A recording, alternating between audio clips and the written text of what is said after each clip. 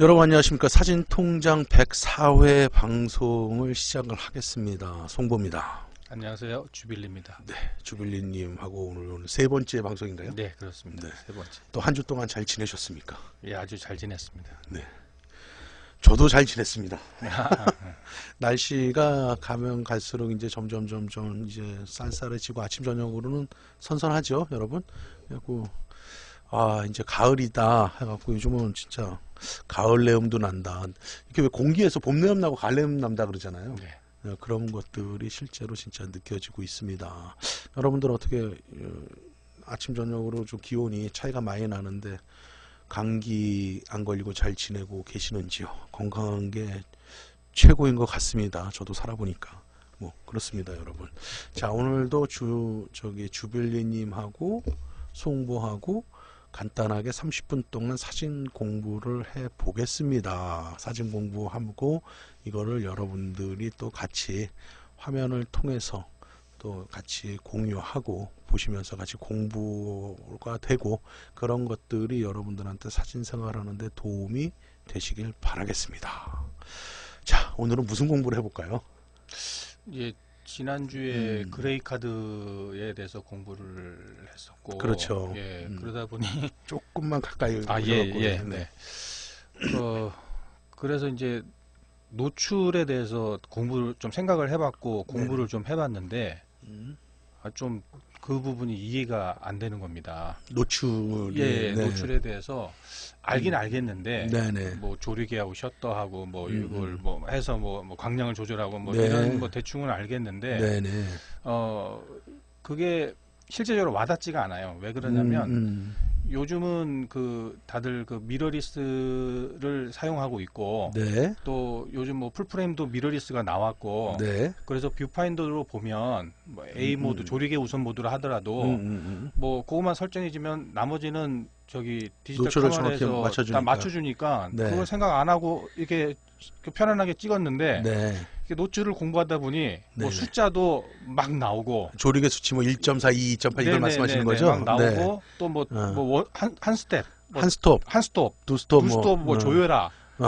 그렇죠, 그렇죠. 막 그런 얘기들 찍으면서, 많죠. 예, 찍으면서 뭐 그것까지 신경 써야 되나 이게 오히려 더 복잡해져서 과연 이거를 어느 정도 비중을 두고 내가 사진 생활을 해야 되는지 알아야 되는지 그게 지금 어떻게 중요한지 좀 그 부분이 많이 좀 헷갈렸어요. 그러니까 이제 물어보시는 요지는 이런 거죠. 조리개가 1.4, 2.8, 4인데 네네. 이게 왜 이런 숫자가 나오는 거냐. 네, 그런 것도 그 헷갈리고. 다음에 스톱이라고 부르는데 네. 그 스톱이라는 말이 어떤 말이냐 네, 라는 말씀이시고 네네, 그 다음에 그 노출의 개념 네. 그러니까 뭐 말씀드리면 등가 노출이라든가 이런 노출의 개념들을 내가 알고 있어야 되느냐. 네, 예, 그렇죠. 카메라가 다 알아서 자동으로 맞춰주고 있는데 그렇죠.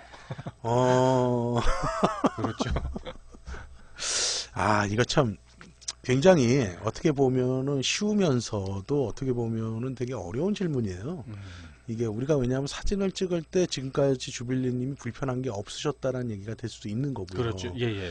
그 다음에 이제 반대로 또 생각을 해보면은 사진을 내가 톤의 조정을 네. 내가 하고 싶은 대로 못하고 사진을 찍었다라고 역설적으로 말도 할 수 있다는 얘기가 되는 거거든요. 노출의 개념을 모른다 그러면 톤 조절을 하지를 못했다는 얘기가 되는 거죠. 겨를이 네, 없어. 그렇죠. 그 다음에 겨를이. 이제 노출이라는 개념 자체는 뭐냐 네. 하면 쉽게 얘기해서 이미지 센서나 필름이 어느 정도로 이제 그 하이라이트나 네. 찍고자 하는 피사체 하이라이트나 그 섀도우 부분의 디테일을 완벽하게 재현을 해줄 거냐. 네. 얼마만큼의 그것도 노광이라고도 표현을 하고 있는 거죠. 빛에 대한 양, 네. 이거를 이제 노출이라고 하는 건데, 어떻게 보면은 우리가 사진을 처음 배울 때, 네. 사실 맨 처음에 배우는 게 초점을 이렇게 맞춰보자. 그 다음에 이제 뭐 노출을 맞추는데 노출을 컨트롤할 수 있는 게 빛의 양을 조절해 주는 건데, 예. 그거를 조절을 해주는 게 카메라에서 컨트롤 해주는 게 조리개하고 네. 셔터 스피드가 있다. 조리개는 빛이 들어오는 양 자체를 조리개라는 구멍을 통해서 네. 그 양을 조절해 주는 거고. 예, 조리개는. 그렇죠. 예. 셔터 스피드라는 것은 빛이 들어오는 걸 시간으로 네. 빠르게 끊어줄 것이냐 느리게 끊어주실 것이냐라고 네. 했고 두 가지가 대표적으로 노출을 조정해 주는 역할을 한다. 네, 네, 그렇게 네. 해서 이제 그 역할들이 뭐다를 쭉 배우시겠죠.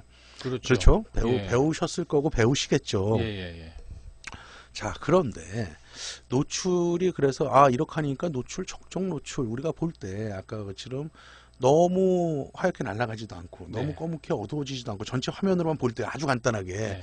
그 적정 노출을 카메라 노출계대로 찍어줬더니 적정 노출이 되더라 라고는 아주 기본적인 거고 예, 기본적인 거. 기본적인 거고 그 다음에 이제 자기의 노출이 있겠죠. 그거는 이제 기본적인 노출이고. 아, 카메라에서 설정해 그렇죠. 준 그건 기본적인 노출이고. 노출이죠. 그 기본적인 노출도 저번 시간에 그라이 카드를 갖고 공부를 했을 때처럼 네. 하얀색이 굉장히 많은 거는 노출계 자체도 틀리다라는 얘기가 되겠죠. 그렇죠. 안 맞는다라는 예, 게죠. 예, 개념 예, 자체가. 예, 그렇기 때문에 2와 3분의 1 스톱을 네. 열어줘라. 더 노출을 더 줘야 된다. 노출계 지시값보다. 예, 예, 예. 그 다음에 검은색이 많이 들어와 있을 때는 반대로 2와 3분의 1 스톱을 더 조여줘야 된다. 노출계 값보다. 예, 예, 예. 자, 그렇다면은 조리개 우선으로 만약에 찍을 때는 네. 만약에 흰색이라든가 그렇게 노출 편차가 있는 것들을 촬영할 때는 네. 적정 노출로 당연히 안 찍히겠죠. 그러겠죠. 안 찍히겠죠. 예, 예. 파인더 상으로 그러니까 요즘 미러리스는 그 우리가 파인더 상으로 볼 때 네.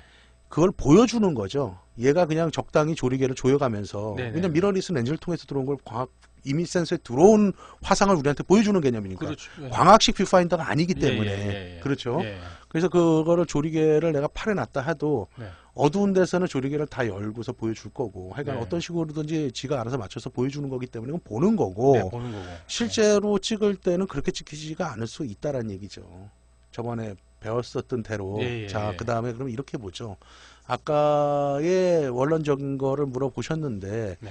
1.3, 2, 2.8 이렇게 나오는 거 예. 그거는 1을 기준으로 해갖고 등비 수열이에요. 네. 그러니까 우리가 한 스톱 열어라 한 스톱 더 줘라 그러니까 네. 한 스톱에서 두 스톱 두 스톱에서 뭐 세 스톱 이렇게 가잖아요. 스톱이 근데 뭡니까? 아 스톱이라는 용어는 이건 이제 역사적으로 볼 때 네. 우리가 지금의 카메라는 네. 예, 그럼 이거부터 설명을 하고 갈까요? 예. 네. 그 스톱이라는 용어는 어디서 나온 거냐면 역사적으로 보면 우리가 지금 현재 쓰고 있는 카메라는 조리개가 자동으로 조여졌다 늘어졌다 하면서 구멍을 크게도 작게도 조절을 하잖아요. 그렇죠, 그렇죠. 뭐 1.4에서 16까지 있다. 예. 50mm가 예를 예, 들면 예. 그러면 1.4부터 16까지 조리개를 조절을 하면서 크기 구멍을 자동적으로 자기가 알아서 조정을 해주잖아요. 네. 초창기 예전의 카메라는 카메라 앞에다가 네. 조리개 구멍을 뚫어 놓는 거죠. 아, 이게 판때기에다가 판때기에다 뚫어놨다고요? 판때기에다가 구멍을 뚫는 거죠. 어떤 건 작게 어떤 건 크게. 아, 그러니까 조리개 네. 구멍만하게 네. 8이면 8만하게 16은 16만하게 1.3은 더 크게 네. 구멍을 뚫어 갖고 그 사진을 찍을 때 네. 조리개를 내가 어느 정도의 조리개를 선택을 할 때 그 네. 판때기 있죠. 네네. 판때기를 앞에다 끼우는 거예요. 아. 그 다음에 만약에 8짜리 구멍을 낀 걸 판때기를 끼웠어요. 네. 그 다음에 나는 좀 더 밝게 찍고 조리개를 좀 더 열고 찍어야 되겠다. 그럼 뭐 그 8짜리를 빼고 2.8짜리만 예를 드는 거죠. 네, 큰 거. 좀 더 2.8만큼 뚫린 구멍에 판때기를 끼는 거죠. 예. 그 판 자체를 스톱판이라 그랬어요. 아, 그 판 이름이 판 스톱이라는 이름이 거예요. 스톱판이에요. 영어인가요, 그게? 그거는 저도 모르겠어요.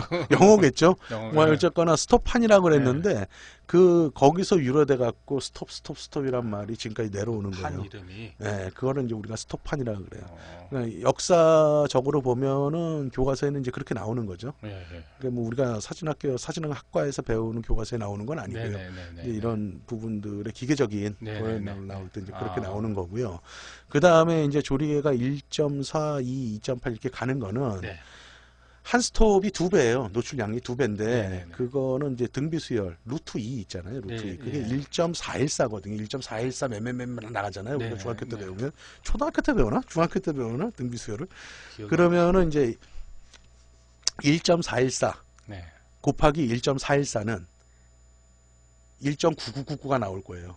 그럼 반올림 해갖고 2. 네. 그 다음에 1.9999 곱하기 1.414는 뭐 4 근처, 네. 2.8 근처. 네. 그다음 2.8 곱하기 1.414는 뭐 4 근처. 네. 그래갖고 반원림하거나 반내림 해갖고 그 등비 수열로 쭉 나가는 거예요. 복잡하네. 그거는 이제 누가 만든 게 아니라 광학적으로 물리라고 그래야 되나요? 이거를 그냥 셈 계산법인데 네. 그런 식으로 해갖고 2배의 양을 한 스톱을 열거나 닫을 때 2배의 노출의 2배의 양이 늘거나 닫거나 그래서 거기서 나온 거기 때문에 뭐 우리가 지금 제가 얘기해 드리는 거는 이제 기본적인 근거들을 얘기를 해 드리는 거고요. 네.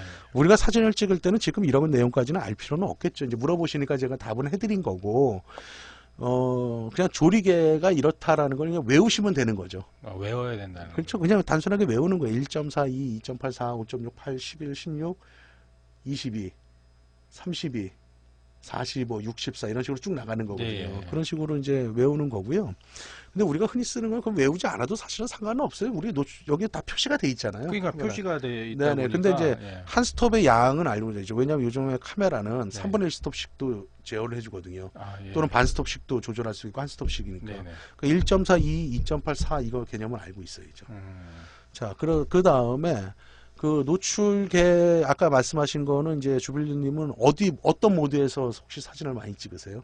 저는 새 사진 찍을 때는 S 모드. S 셔터 스피드 우선. 예예. 네. 그리고 뭐 어떤 정체되는 사물을 꽃이나 뭐 네, 네. 곤충 찍을 때는 A 모드로 찍고. 그거는 왜 그렇게 찍으시는 거죠? 일단은 새는 원체 빠르다 보니까 네. 일단 단순하게 네. 셔터 스피드를 숫자를 빠르게 올려야 빠르게 하기 해서 위해서 잡아야 되니까. 잡아야 되니까는 그런 거고 또 A 모드는 아무래도 뒤에 아웃포커싱도 생각해야 되고 또는 그러다 파일 보니까 포커스는 그러니까 피사계 심도를 네네. 먼저 조절을 해줘야 된다는 얘기죠. 그렇게만 저는 생각하고 즐겁게 찍었죠.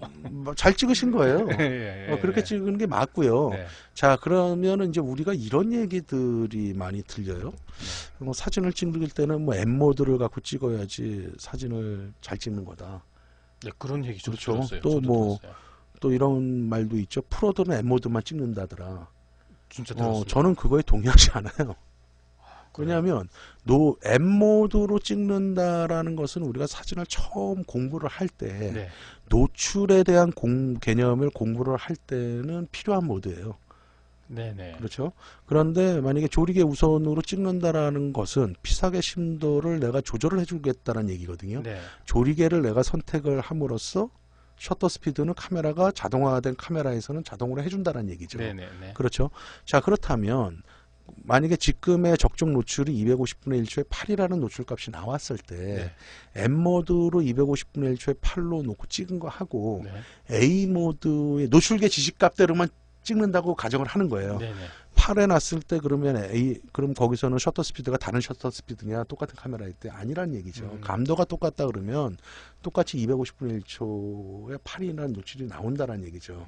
그렇다면 우리가 노출이라는 개념을 정확히 머릿속에 인지를 하고 있다면 네. 굳이 불편하게 매뉴얼 모드를 갖고 찍어야 되느냐라고 봤을 때 나는 그거에는 동의를 안 한다라는 거죠. 왜냐하면 저부터도 저는 셔터 스피드 우선 모드는 잘 안 쓰지만 네. 프로그램 모드도 저는 잘 안 써요. 사실은 프로그램 모드는 자기가 다 알아서 해주는 거니까. 네네네. 근데 요즘에 나오는 카메라들은 프로그램 모드를 써도 상관이 없는 게 네. 거기서 조리개를 내가 알아서 또 조정을 해주면 변하잖아요. 네네네. 그런 건데 그럴 바에는 그냥 뭐 조리개 우선 모드로 쓰면 저는 A 모드, 조리개 우선 모드로 사진의 90%를 찍는다고 보시면 되고 그다음에 뭐 아까 것처럼 흰 부분이 많을 때는 2와 3분의 1 스톱을 열어줘야 된다 그랬잖아요. 네. 그랬을 때는 플러스 마이너스 노출 보정해 주는 거로 네. 노출을 보정해 주면 그만이라는 얘기죠. 네, 그렇게. M 모드로 수동 모드로 찍을 때는 네. M 모드로 찍을 때는 내가 그냥 조리개를 열어주거나 네. 셔터 스피드를 더 주거나 가감을 해주거나 하면 그건 똑같은 행위라는 얘기죠. 그래서 저 같은 경우는 거의 조리개 우선 모드로 촬영을 하고 있고요. 네. 그 다음에 M 모드로 찍을 때는 뭐 벌브 샷다라든가 네. 아니면 티 샷다라든가 이런 이제 롱 타임으로 가거나 네. 또는 특별하게 스튜디오에서 네네. 스피드라이트를 동조해서 계속 일정한 네네네. 동일한 셔터 스피드로 계속 찍어 나갈 때는 M 모드로 가긴 하지만 네. 밖에서 시시각각으로 노출이 변화가 될 때는 굳이 M 모드로 하면서 시간을 뺏길 필요가 있느냐라는 거죠. 그렇죠. 그다음에 네. 초점도 마찬가지라는 얘기죠. 좀 더 광각을 쓸 때는 저 같은 경우에 초점도 사실 일일이 맞추지 않아요. 그러니까 피사계 심도 안에 네. 들어오게 해서 찍으면 과초점 거리라고 이제 그러는데 네. 그래서 피사계 심도를 이용해서 촬영을 할 수 있는 방법들도 얼마든지 있거든요. 아. 그렇다면 오히려 피사체를 더 빠르게 과거 노출을 개념을 간다. 자, 그렇다면 아까 노출이라는 게 뭐냐고 그랬잖아요. 예, 예. 그러니까 노출은 내가 어느 지점을 측정하느냐에 따라서 네. 하이라이트 부분의 디테일을 올릴 수도 있는 거고요. 네. 안부 쪽의 섀도우 부분의 디테일을 올릴 수도 있고 죽일 수도 있다는 얘기죠. 예, 예. 자, 그다음에 노출이라는 것이 가장 기본적이기도 하지만 네.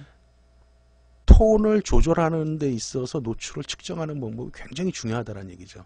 그럼 톤의 조정이라는 건 뭐냐 하면은 우리가 예를 들어서 흑백으로 개념을 한다면 네. 저번 시간에 그레이카드 시간에도 잠깐 얘기를 한 것 같은데요. 사진 안에서 10단계, 존 시대도 10단계의 톤이 존재를 한다 그러면 그 10단계의 톤을 내가 이미지 센서나 필름 안에 다 나올 수 있도록 기록하는 행위거든요. 그렇죠? 톤을 네, 조절한다. 네, 네. 그거는 이제 노출을 어느 부분에 대고 측정을 하느냐에 따라서 달라진다는 얘기죠.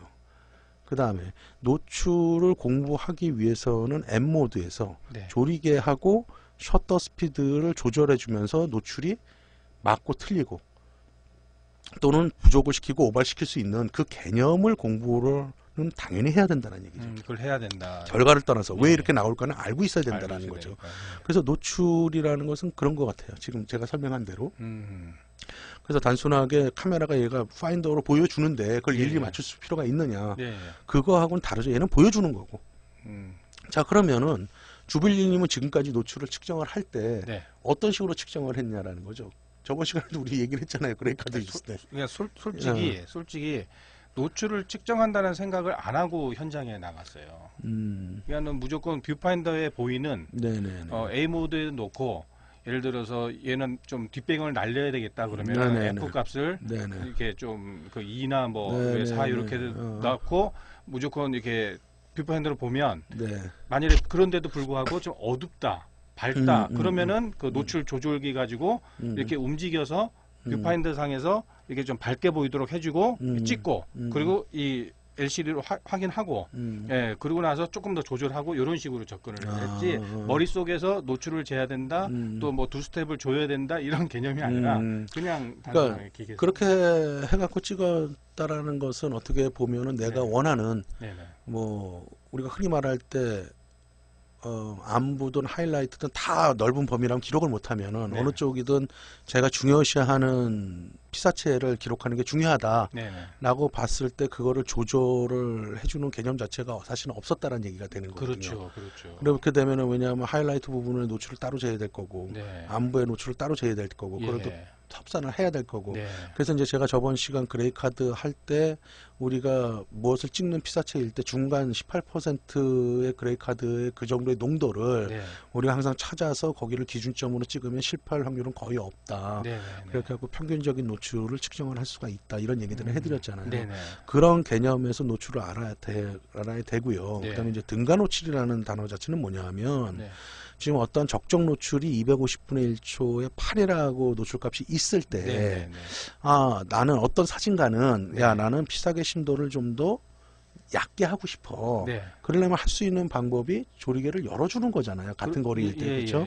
그래서 나는 조리개를 4까지 좀 열어야 될 것 같아. 네. 그러면은 8에서 5.6, 4 두 스톱을 열었잖아요. 네네. 그렇죠? 노출이 더 좋으면. 예.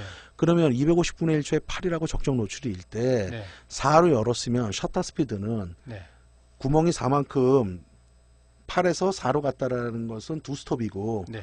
노출 양으로 따지면은 2배, 4배만큼의 빛이 더 들어온다는 얘기거든요. 예. 그러면 시간으로 더 잘라줘야 되겠죠. 네. 그러면 500분 1000분의 1초. 네. 그래서 250분의 1초에 8이나 1000분의 1초에 4나 네. 조리개에 따라서 피사계 심도가는 달라지더라도 네. 또는 셔터 스피드에서 동적인 표현이 좀 달라진다 하더라도 네.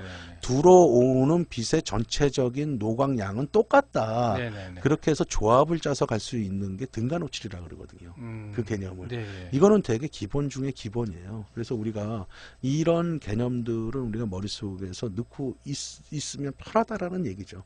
사실은 그거를 지금까지는 카메라에서 자동으로 해주는 건데 네. 문제는 얘가 해주는 거하고 내가 하는 거하고 다르냐 같아요. 같은 개념인데 네. 이 개념을 알고 내가 노출을 컨트롤하는 거하고 하는 거 모르고 그냥 단순하게 하는 거하고는 다르다라는 얘기죠. 나중에 그다음에 톤 정리를 만약에 정확하게 하고 싶다. 네. 그랬을 때는 이제 노출값 자기의 또 노출값도 찾아야 되는 거고 네. 전반적인 밝고 어두운 거에서 내가 어느 쪽을 주안점을 갖고 노출을 재야 될 것이냐라는 네. 개념에서는 노출의 개념은 분명히 알고 넘어가야 될 부분이다. 저는 이렇게 좀 말씀을 드리고 싶어요. 그 부분에 있어서 음. 알아야 되고 공부를 알아야 해야 돼요. 되고 네, 맞아요. 정리를 머릿속에 해놔야 머릿속에 기본적인 노출에 대한 개념이 알고 있어야지 네. 나중에 갈 때 노출을 측정하거나 그랬을 때 이론이 없이는 네. 할 수가 없는 거겠죠. 그러니까 그런 부분들이에요. 그러니까 잘 톤이 네. 사진에서 톤이 잘 정리된 사진은 굉장히 입체적으로 보이거든요. 굉장히 입체적으로. 안정적이고 그런 것들이 어쩌면은 사진에서 톤 정리를 얼마큼 하냐에 따라서 사진의 질이 네. 많이 달라질 수가 있다라는 거죠. 그거는 노출에서부터 시작을 한다고 저는 보는 거예요. 그래서 정확한 노출을 어디서 찾고 어떻게 조율을 해가느냐는 예. 많은 시간이 걸리겠죠. 그래서 단순하게 노출이 가장 맨 처음에 배우는 기본적인 이유이기도 하지만 네. 굉장히 그거를 자기만의 노출, 자기만이 가는 그 사진의 노출을 찾기까지는 굉장히 긴 시간이 사실은 필요해요. 필요하다. 많은 경험도 필요하고요. 그럼 선생님 그럼 이거가 있겠네요. 제가 그 옛날에 네네. 필름 시절에 네. 제가 사진을 그 기억을 더듬어 보면 네네. 필름을 사러 가서 네. 뭐 그냥 막 골랐던 게 아니라 거기에 숫자가 있었단 말입니다. 뭐 100, 200, 400, 800 네, 이렇게요. 네, 네, 네. 네. 그렇게 해서 필름을 살 때도 그 숫자를 생각했었고 네네. 또 사진도 그냥 무조건 막 찍었던 게 아니라 조리개를 갖다가 뭐 이렇게 돌려가면서 숫자를 네. 맞춰가면서 찍었던 기억이 나는데 네네. 그러다 보니까 이제 선생님 말씀하셨던 그 노출이라는 그거를 알아야 됐었다는 생각이 옛날에는 있었던 것 같아요. 지금 뒤돌아보면. 네네. 근데 지금은 여기서 다 해주니까 그렇죠. 뷰파인드 상으로 뭐 이게 조절만 하면은 어두워지고 밝아지고 그러니까는 그것만 믿고 쉽게 접근을 하는데 그게 안 좋을 수 있다라는 얘기죠. 그러니까 안 좋은 건 아닌데요. 아니고. 그 노출에 대한 개념을 갖고 이렇게 쓰면은 상관은 없어요. 예. 그런데 이제 전반적으로 노출에 대한 이론, 개념은 우리가 머릿속에 갖고 있어야 갖고 된다는 있어야. 점. 네. 근데 그거 말했던 필름을 살 때 이제 그거는 ASA라고 예전에 썼었죠. 네. 그건 이제 미국 표준 규격이고요. ISO랑 같은 개념인데 네. 100, 200, 400, 뭐 800 이런 식으로 있었죠. 예, 필름이. 예, 예. 그거는 이제 감도죠. ISO 감도하는데 이거는 이제 이미지 센서의 감도와 같은 개념이라고 보시면 되는 거고요. 네.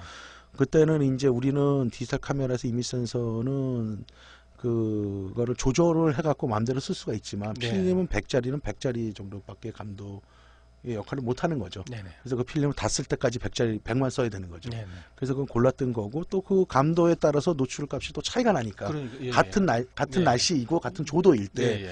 차이가 나니까 벌써 그거는 계산을 해야 된다는 얘기죠. 그러니까 그 당시에는 예. 지금도 그런 계산을 사실은 좀 해주는 게 좋아요. 아 좋다. 네, 그래야 더 왜냐하면 기쁜. 옛날에 필름 같은 시절 때도 저감도일 때는 이제 입상성이라 그러죠. 입자. 네. 입자가 굉장히 곱다. 그다음에 이제 고감도로 갈수록 입자가 굉장히 굵다. 그래서 이제 고운 거를 우리는 조립자, 굵은 건 밀입자라는 또 사진 용어로 표현을 썼거든요. 예. 그렇게 해서 그 특성 때문에 우리가 또 필름의 감도별로 샀던 것도 있고, 네. 그 다음에 이제 지금에 와서는 그런 개념들은 잘 머릿속에 안 넣게 되겠죠. 근데 이제 우리가 이제 ISO를 굉장히 높은 단위에서 쓴다 그러면 이제 열화 노이즈가 생기는 거죠. 네. 열에 의해서 생기는 거기 때문에 이제 열화 노이즈라 그러는데 그 노이즈 때문에 이제 굉장히 높은 감도에서는 잘 안 쓰는 것들이 정석이죠. 근데 이제 이런 것들이 예전에 필름일 때도 뭐 3200이나 6400 정도 네. 갔을 때 그 필름에서도 열화 노이즈는 아닌데 네. 입자가 굉장히 굵은 느낌이 나거든요. 네. 그거는 사실은 어떤 면에서 좀 아름다웠던 느낌이 있었어요. 그 당시에는. 네네네. 그래갖고 그런 것들인데 디지털 시대의 열화 노이즈랑은 또 조금 다른 개념이에요. 열화 노이즈라는 것은 뭐 좀 지저분한 느낌이 든다 그러면 그때는 좀 입자는 굵지만 그거 자체의 멋이 있었고 아름다움이 있었거든요. 이제 그거는 이제 광학 쪽하고 화학적하고 전자 쪽의 차이가 아닐까 이렇게 보는 거죠. 어쨌거나 지금 하여간 노출 얘기하다가 지금 이렇게 왔고 또 하나는 이런 것들이에요. 그러니까 일단 개념을 알고 있는 것이 중요하고 그 다음에 셔터 스피드 우선을 찍든 조리개 우선을 찍든 그거는 이제 두 번째 문제다. 그러니까 어떻게 찍건도 상관은 없다. 그 다음에 이제 이런 거죠. 우리가 노출을 왜 정확히 측정해야 되는 게 왜 중요하냐 하면 네. 디지털 카메라는 이제 후보정을 할 수가 있잖아요. 그렇죠. 그런데 노출을 어느 정도 조금 이제 그 다이나믹 레인지가 아니라 관용도 폭 안에 네. 들어왔을 때, 허용 폭 안에 들어왔을 때 어느 정도 노출을 보정을 하는 거지. 너무 날아가거나 너무 부족한 사진은 네. 보정하기가 쉽지가 않죠. 그 다음에 또 하나, 전자적으로 후보정을 한다라는 것은 정확한 노출에 의해서 이미지를 만드는 거 하고, 네. 보정을 해서 만드는 것은 손실이 따른다라는 얘기죠. 손실이. 그래서 네. 아무래도 조금이라도 손실이 따른다라는 거죠. 네. 네. 그렇기 때문에 또 하나 태도의 문제인데요. 네. 이건 또 중요한 거예요. 기술적인 문제가 아니라 태도의 문제인데, 네. 사진이라는 것은 찍을 때 정말 최선을 다해서 찍는 것이 좋은 거예요. 내 얘기도 해드린 것 같은데, 후보정 종종 하셨어. 그렇죠. 네. 최선을 다한 거, 후보정은 최소화하는 거죠. 후보정을 하지 말라는 게 아니에요. 디지털 카메라는 후보정을 원칙으로 나온 카메라이기도 하죠. 네. 네. 그렇지만 찍을 때 최선을 다해서 노출이라든가 초점이라든가 생각을 생각하고 내 카메라의 다이나믹 레인지라든가 네. 또는 내 카메라의 감도에 의한 노이즈라든가 이런 것들이 파악이 되고 그 테크닉적으로 그게 머릿속에 들어와 있다면은 그 안에서 최상의 결과를 맞출 수 있게 노출, 초점 모든 것들을 최선을 다해서 촬영을 하고 그 다음에 이제 부족한 것들을 후보정을 한다는 개념으로 가야지 묘사력이라든가 또는 사람이 사진을 찍을 때 마음가짐이라든가 네. 그런 것들이 달라진다라는 거죠. 그래서 그런 아주 사소한 네. 이런 사소한 것들에서 내가 사진이 좋아질 수 있는 계기들이 많이 마련된다라는 거예요. 중요한 말씀입니다. 그럼 이게 마련된다라는 거예요. 근데 우리는 지금 디지털 카메라를 쓰면서 사실은 아주 지금 내가 말씀드린 게 사소하고 가장 기본적인 건데 네. 이것들이 좀 등한시되기도 해요. 그러니까요. 네. 네. 그렇게 해서는 항상 그 자리라는 얘기예요. 아, 사진은 항상 그 자리가 될 수밖에. 우리는 고민을 해줘야 되는 거거든요. 일례로 우리 삼각대 잘 안 갖고 다니잖아요. 그러니까 올리거든. 요즘 손 떨리는 거 정도 잘 돼가지고. 그리고 물론 편한 기능인데 예. 그 태도의 문제에서는 삼각대를 받쳐야 될 때는 꼭 삼각대를 받쳐야 되는 거죠. 감도를 높여갖고 쓰는 것도 나쁘진 않은데 예. 그래서 삼각대를 받치고 감도를 낮춘다면 좀 더 정밀한 묘사가 되지 않을까. 음. 저는 그렇게 보고 있습니다. 이 정도로 정리하죠. 얘기가 길어지니까. 예, 머리 아니 지금 깨어지는 것 같아요. 아, 그런가요? 예, 너무. 그러면 이번 주 주제는 이렇게 정하면 되겠네요. 노출의 실제와 용어, 하여튼 뭐 예. 스톱한 뭐 이런 예, 것들 예, 얘기가 예, 나갔으니까. 예, 네. 예. 그다음에 뭐 하나만 벌써 27분 했네요. 하나만 더 하죠. 간단하게. 하나만 네. 그러면 이제 저기 좀 사소한 개인적인. 네, 괜찮습니다. 이제 우리 공부하는 거예요. 개인적인 괜찮아요. 네. 제가 지금 올림푸스를 쓰고 있는데 올림푸스. 예, 네. 1240이 있고 네, 표준 줌렌즈죠. 죄송합니다. 1240이니까는 네. 30mm 2480이 되는 거죠. 그죠? 표준 2480이고 네. 그리고 하나는 40150이니까 40150. 예, 40150 70에 300mm짜리. 80에 300이 되겠죠. 80에 300. 네. 네. 예. 이 두 개를 쓰는데 네.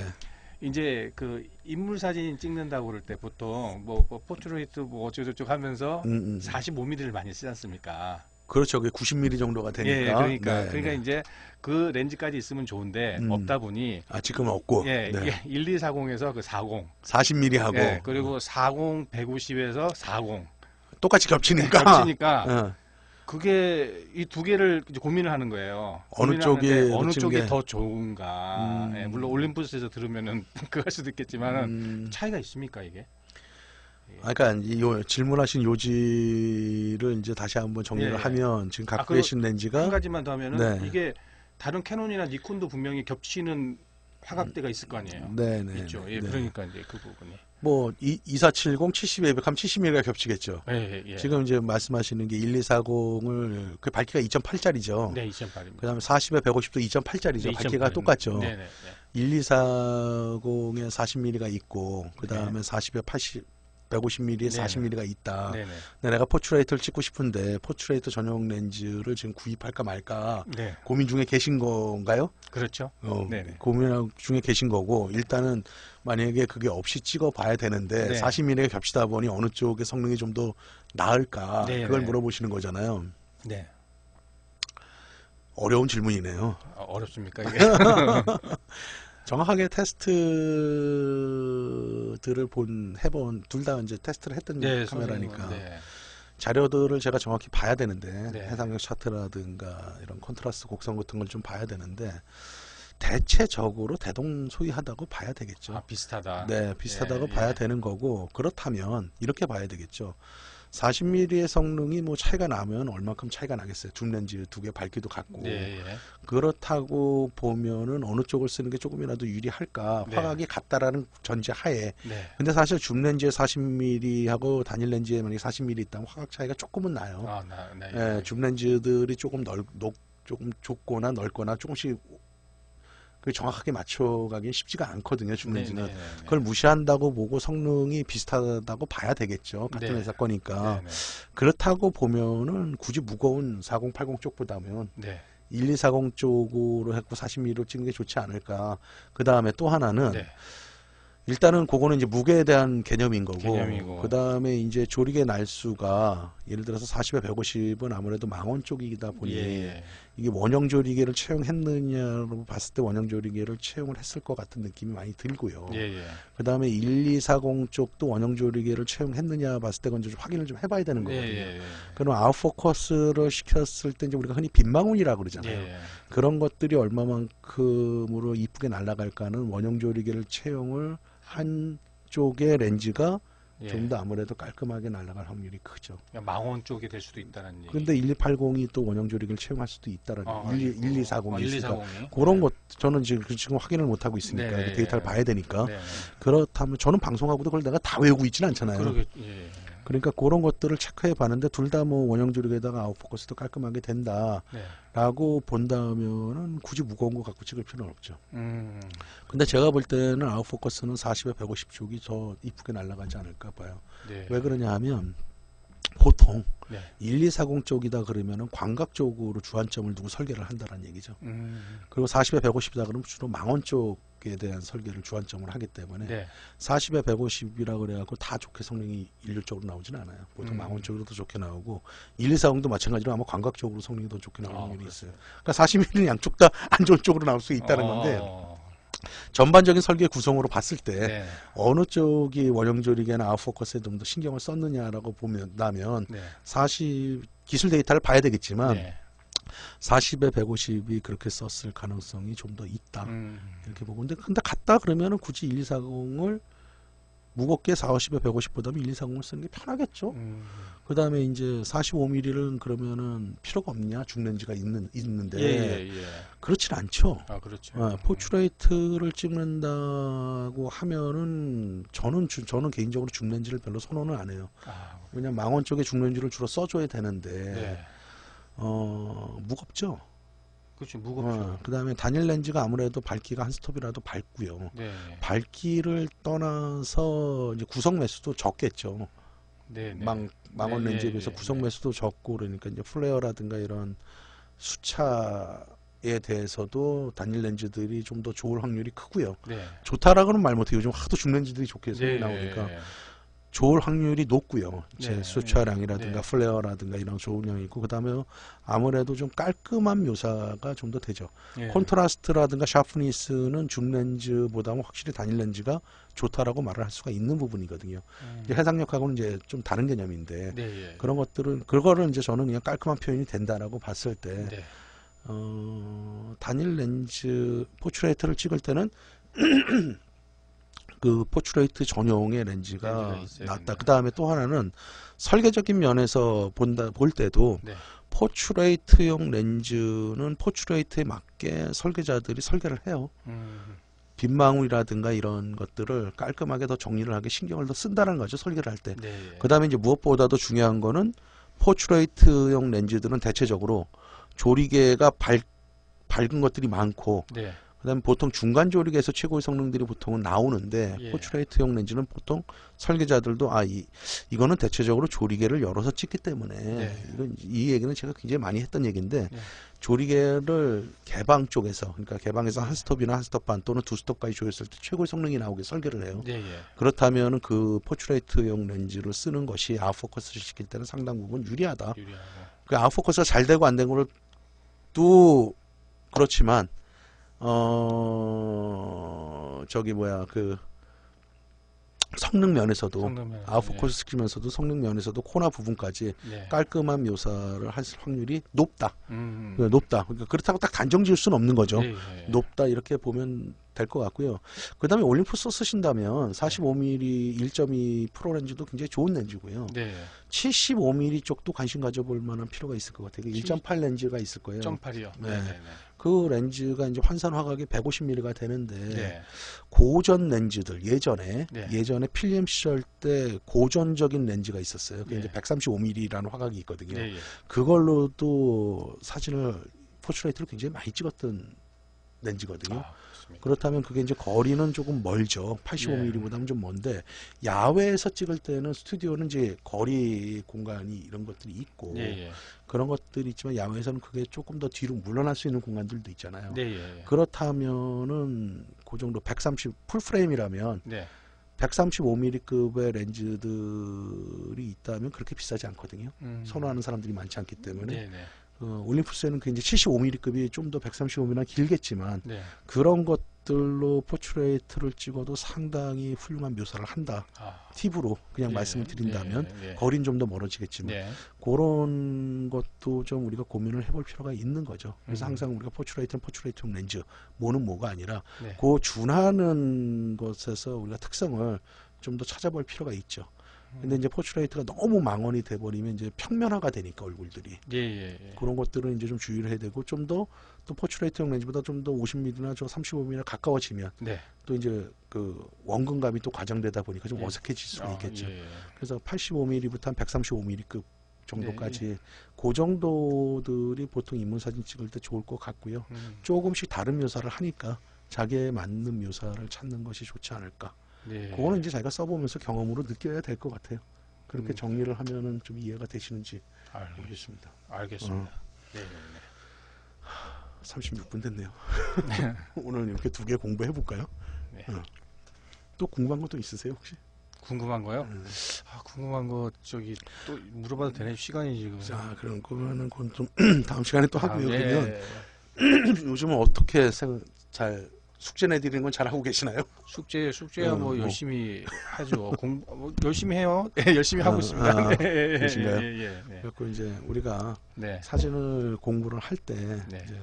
어떤 선생님이든 간에 뭔가를 가르쳐 주고 네. 뭔가가 되잖아요. 예. 그런데 이제 내가 사진을 잘 찍을 수 있느냐 못 찍느냐의 관건은 뭐냐면 그 배운 거를 내가 실천을 하느냐 안 하느냐예요. 실천을 하느냐 안 하느냐. 그렇죠. 이론으로만 알고 끝날 거냐 그걸 네. 갖고 숙제가 나가듯이 그 예. 숙제를 정말 제대로 하느냐 안 하느냐 해보느냐 안 하느냐. 예. 어떤 사람은 이렇죠. 뭐 이런 정말로 좋은 이론들을 가르쳐 주고 네. 그걸 들으면은 정말 그렇구나. 그리고 그걸 끝나는 분이 있고 네. 그걸 내가 해봐야지 그러면서 실패를 거듭하면서 그걸 하잖아요. 예. 처음부터 잘하는 사람은 없거든요. 그렇죠. 그래서 그 실패를 거듭하고 하는 것이 내가 진짜로 그게 내 몸의 일부분이 되는 거예요.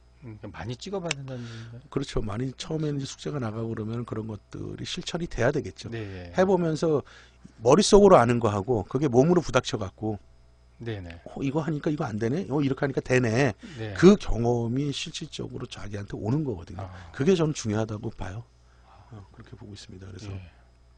뭔가를 한다라는 것은 어느 과목이나 네. 어느 분야나 똑같지만은 실천하고 실천을. 왜 해야 되는지를 자꾸 자기한테 좀 물어봐야 되는 거죠. 음. 내가 사진을 왜 해야 되느냐, 내가 사진을 네. 왜 찍어야 되느냐, 왜 내가 이걸 했으면 이걸 뭘 해야 되는 거냐, 이런 걸 자꾸 약간 why라는 거죠. 물음표 그런 것들을 자기한테 계속 물어보는 것도 중요한 것 같습니다. 아, 예. 알겠습니다. 여러분 오늘도 좀 도움이 되셨나요? 오늘 주빌리님하고